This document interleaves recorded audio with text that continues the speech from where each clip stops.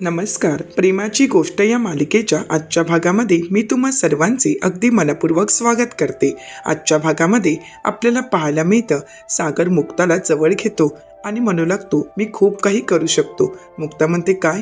सागर म्हणतो की हो, तुम्ही जर पुन्हा असं वागलात तर मी नक्कीच काहीतरी करू शकतो. मुक्ता विचारते, काय करणार आहात?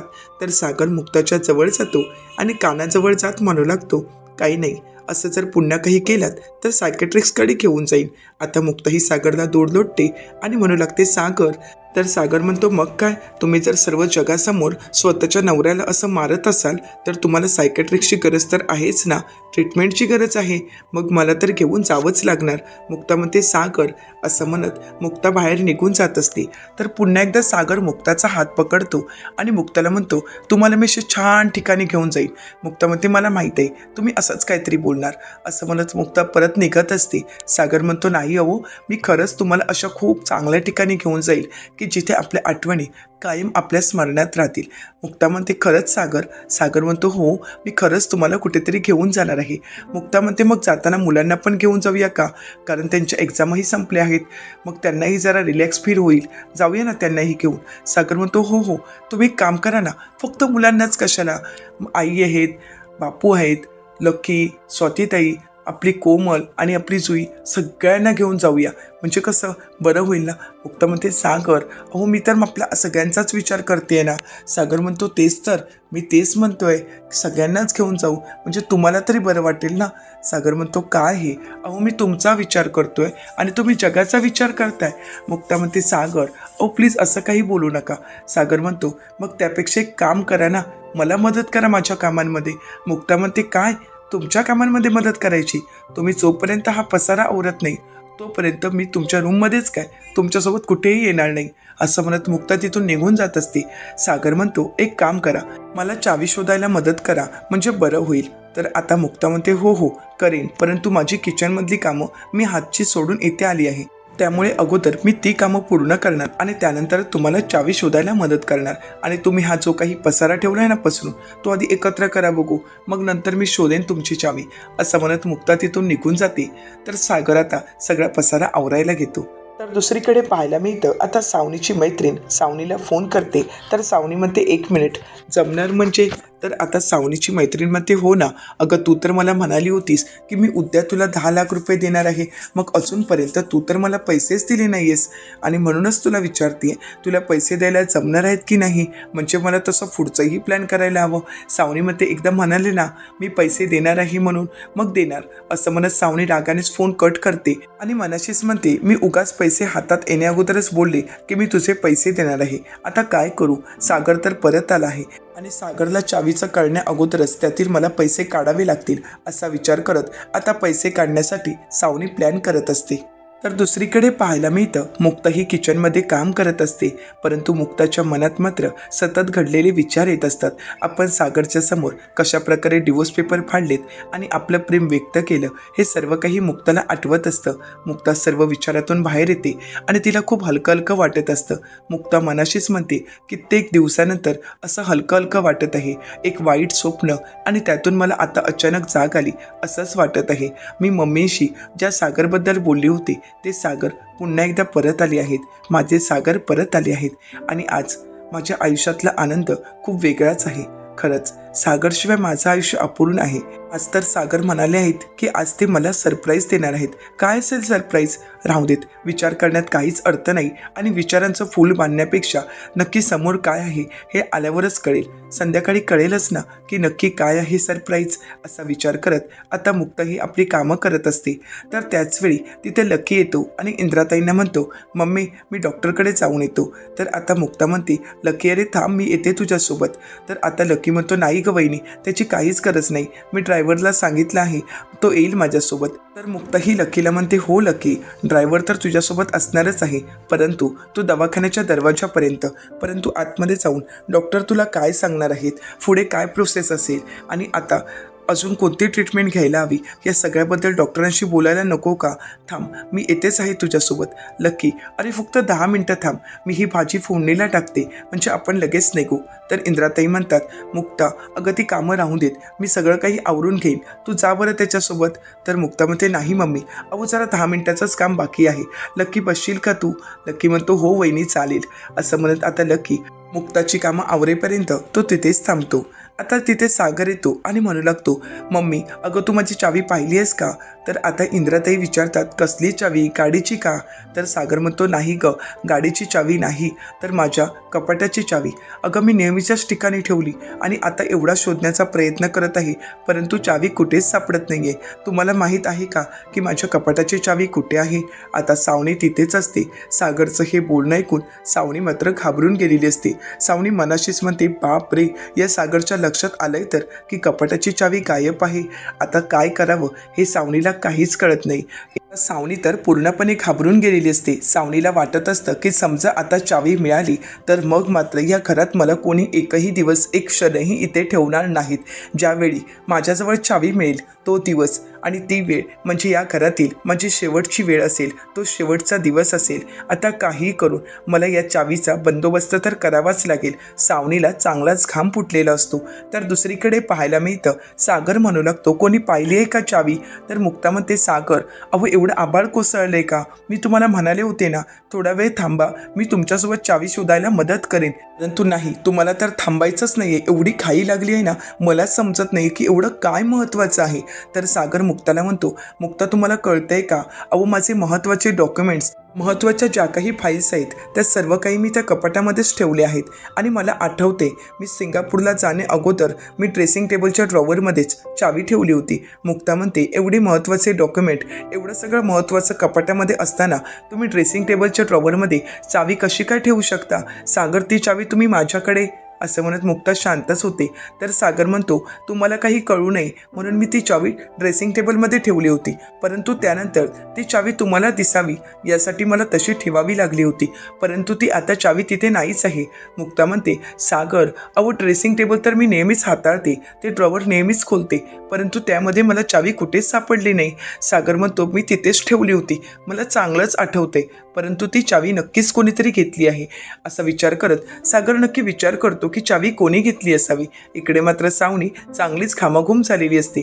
आता नकळतच सागरचं लक्ष सावनीकडे जातो. आता सावनी घाबरते. सागर काही विचारण्या अगोदरच सावनी आपलं स्पष्टीकरण द्यायला सुरुवात करते आणि सागरला म्हणते, 1 मिनिट, माझ्याजवळ चावी वगैरे नाहीये, आणि तसंही तू नक्की एक चावी शोधत आहेस की चावीचा पूर्णच बंच शोधत आहेस हेच काही मला माहीत नाहीये.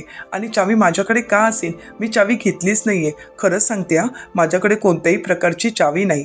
अहो तुम्ही सर्वांनी मला या घरात ठेवून घेतलं आहे, हेच माझ्यासाठी खूप आहे. आणि तसंही चावी वगैरे मी का घेईन? मला कशाची कमी आहे? आणि तसंही या घरामध्ये मला काय हवं नको ते सगळं काही मिळत आहे, मग त्या चावीची मला काहीच गरज नाही. आणि पैसे हवे असतील तर मी सागरला सांगू शकते, म्हणजे सागर मला पैसे देऊ शकतो. मग मी चावी वगैरे का घेईन? नाही, मी चावी वगैरे घेतलीच नाही आहे. आणि तसंही तुम्ही या घरात मला काहीच कमी पडू देत नाही आहात. तर सागर म्हणतो, मी काही तुला विचारलं का? तुझं एवढं स्पष्टीकरण चालू आहे. तर सावनी म्हणते, नाही म्हणजे तुम्हाला वाटायला नको ना की चावी मीच घेतली आहे, म्हणून म्हटलं आपणच सांगावं. तर सागर म्हणतो, हो का? परंतु तुझ्या या स्पष्टीकरणाची मला गरज नाही, मला तुझ्याजवळची चावी हवी आहे. तर सावनी म्हणते, चावी माझ्याकडे खरंच नाही आहे. सागर म्हणतो, सावनी तुझ्याजवळ चावी असेल तर शांतपणे दे, मी तुला काही बोलणार नाही. परंतु आता सावनी रडण्याचं नाटक करू लागते आणि म्हणते, खरंच मी आता काय करू? या घरामध्ये मला आता चोर सिद्ध केलं जाणार आहे. इंद्राताई रागाने सावनीच्या समोर येतात आणि म्हणतात, ए सावनी, आता तुझी ही नाटकं बंद कर. तुझ्याजवळ चावी असेल तर गप घुमान चावी सागरच्या हातात दे. आतापर्यंत तुझी नाटकं सहन केली, परंतु आता जर पुन्हा काही नाटकं करण्याचा प्रयत्न केलास ना तर याद राख, गाठ माझ्याशी आहे. सावनी नाटक करत म्हणते, खरंच चावी माझ्याकडे नाही आहे, प्लीज माझ्यावर विश्वास ठेवा. आणि तुम्ही सर्वजण मलाच का विचारत आहात? इथे लकी आहे, स्वाती आहे, त्यांना पण कोणीतरी विचारा ना की चावी कुठे पाहिली आहे का? नाही, तुम्हा सगळ्यांना माझ्यावरच संशय आहे. तर इंद्राताई म्हणतात की संशय नाही, आम्हाला पक्की खात्री आहे की चावी तुझ्याचकडे आहे. तर सावनी म्हणते, नाही मी खरं बोलते, चावी माझ्याकडे नाही आहे. आता घाबरलेल्या सावनीला पाहून सर्वांना सावनीवर संशय आलेला असतो. तर इंद्राताई म्हणतात, सागर, माझी तर पूर्ण खात्री आहे की चावी हिच्याच खोलीत सापडू शकते. आपण एक काम करू, आपण सर्वांनी मिळून हिची खोली चेक करू, म्हणजे आपल्याला समजेल की चावी नक्की हिच्याकडे आहे की नाही. तर इंद्राताईंचं बोलणं सागरलाही पटत असतं. सागर म्हणतो, ठीक आहे मम्मी, असं म्हणत आता सागर आणि इंद्राताई सावनीच्या खोलीच्या दिशेने जाऊ लागतात. परंतु सावनी म्हणते, नाही या, मी कोणाच्या रूममध्ये जात नाही, मग तुम्हीही कोणी माझ्या रूममध्ये जायचं नाही. तर आता मुक्ता तिथे येते आणि विचारते, कशाला, काही प्रॉब्लेम आहे का? आणि तसंही मला एक सांगा, चावी तर तुमच्याकडे नाहीच आहे, मग घाबरताय कशाला? मग झडती झाली तर काही प्रॉब्लेम आहे का? अहो, जर आपण चूकच केली नसेल तर घाबरायचं काही कारणच नाहीये. सावनी म्हणते, नाही नाही, मी घाबरत वगैरे नाहीये, परंतु एक आहे, जर माझ्या खोलीची झडती झाली आणि तुम्हाला चावी सापडली नाही तर तुम्हाला इतर सर्वांच्याच खोलीची झडती घ्यावी लागेल. तर सागर म्हणतो, ठीक आहे. तर आता सावनी म्हणते, चालेल मग. परंतु सर्वजण रूममध्ये येण्या अगोदरच सावनी धावतच आपल्या रूममध्ये येते. तर इंद्राताई, सागर, स्वाती, मुक्ता सर्वजण सावनीच्या मागून येत असतात. परंतु सर्वजण येण्या अगोदरच सावनीने बेडखाली असणारी चावी आपल्या ताब्यात घेतलेली असते आणि म्हणू लागते, सागर, मुक्ता आणि घरातील कोणाच्या हाती लागण्या अगोदरच मला या चावीचा बंदोबस्त काहीतरी करावाच लागेल. आता सर्वजण येतात. सावनी म्हणते, माझ्या रूममध्ये पसारा आहे आणि म्हणूनच मी म्हणत होते की प्लीज माझ्या रूममध्ये येऊ नका. परंतु नाही, तुम्हा कोणाला माझं ऐकून घ्यायचंच नाहीये. परंतु आता तुम्हाला चावी शोधायची आहे ना, मग शोधा. चावी शोधायची तर शोधा, परंतु मला माहीत आहे चावी कुठेही सापडणार नाही, कारण चावी मी घेतलीच नाहीये. तर सापडणार तरी कुठे? आता सावनी पुन्हा पुन्हा तेच बोलत असते. सतत आपल्याकडे चावी सापडणार नाही हे वाक्य तिचं चालूच असतं. आता मात्र मुक्ताची पक्की खात्री होती की ही चावी सावनीकडेच आहे.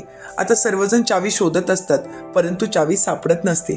मुक्ता ही सावनीकडे पाहते, कारण मुक्ताला पूर्ण खात्री असते की ही चावी सावनीकडेच आहे. मुक्ता मनाशीच म्हणते, काहीतरी घोळ नक्कीच आहे की चावी ही सावनीकडेच आहे. परंतु आता सावनी सहजासहजी चावी अशी रूममध्ये सापडू देणार नाही आणि ती सापडणारही नाही. आता आपल्यालाच काहीतरी करावं लागेल विचार करत आता मुक्ता ही सागरला म्हणते, सागर, आदित्यच्या कपाटामध्ये चेक कराल का? तर सावनी म्हणते, वा, आता माझं कपाट चेक करून झालं, माझी झडती घेऊन झाली. आता आदित्य, म्हणजे आतापर्यंत चोरीचा आळ माझ्यापर्यंत होता आणि आता आदित्यपर्यंत येऊन पोचला.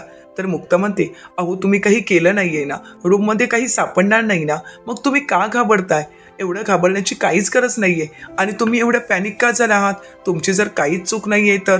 आता मात्र सर्वजण सावनीकडे अगदी चोराच्याच नजरेने पाहत असतात. आता सर्वांनाच वाटत असतं की ही चावी सावनीनेच चोरली असावी आणि म्हणूनच आता सागर आदित्यचं कपाट चेक करतो. तर सावनी मनाशीच म्हणते की ही एकच संधी आहे, आता याच संधीचं सोनं करायला हवं. काही झालं तरी ही चावी मला आता लकीच्या जॅकेटमध्ये ठेवायलाच हवी, कारण अगोदरच वातावरण तापलं आहे. अगोदरच सर्वजण लकीला धारेवर धरतात. मग आता जर चावी त्याच्याकडे सापडली तर सर्वांची खात्रीच पटेल की ही चावी लकीनेच घेतली असावी. आणि तसंही सागरचा तर लकीवर अजिबातच विश्वास नाही आहे. असा विचार करत आता सर्वजण चावी शोधत असतात. सर्वांच्या नकळत आणि खरं तर लकीच्या नकळतच सावनी ती चावी लकीच्या जॅकेटमध्ये ठेवते.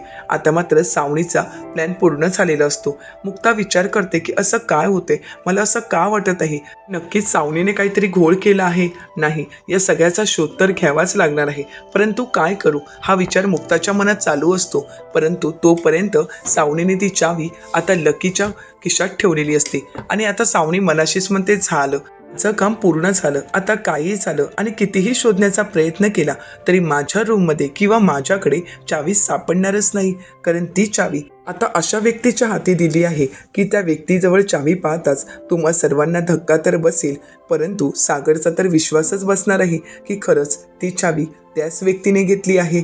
असं म्हणत सावनी खुश होते, कारण सावनीने आपल्यावरचा आळ आता लकीवर यावा यासाठी ती चावी लकीच्या खिशात नकळतच ठेवलेली असते.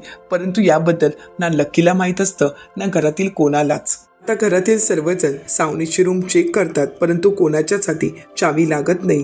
तेव्हा मात्र सावनी म्हणू लागते, नाही ना, नाही सापडली ना चावी. मी तुम्हाला हेच सांगत होते की चावी माझ्या रूममध्ये नाही किंवा माझ्याकडे नाही. परंतु नाही, तुम्हा कोणाला माझ्यावर विश्वासच ठेवायचा नाहीये.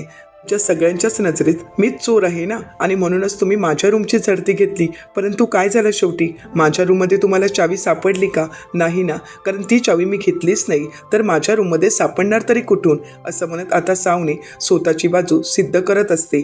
तर त्यानंतर सावनी म्हणू लागते, मी तुम्हाला अगोदरच सांगितलं होतं, माझ्या रूममध्ये जर चावी सापडली नाही तर तुम्ही सर्वांच्या रूमची झडती घ्यायची आहे. आता सगळ्याच रूमची झडती व्हायलाच पाहिजे आणि सुरुवात लकीपासून. सगळ्यात पहिल्यांदा लकीची रूम चेक करा. आता मात्र घरातील सर्वांनाच धक्का बसतो. मुक्ता ही सागरकडे पाहू लागते. लकी रागानेच तिथून निघून जातो. तर मुक्ता सागरला म्हणते, सागर, आपण सर्वांच्या रूमची झडती घेणे अगोदर आपण आपलीच रूम पुन्हा एकदा चेक करूया का? कारण कदाचित चुकून आपल्याच रूममध्ये चावी असेल कुठेतरी, असा विचार करत आता मुक्ता आणि सागर आपल्या रूममध्ये चावी शोधण्यासाठी निघून जातात. तर इकडे लकी कंटाळलेला असतो.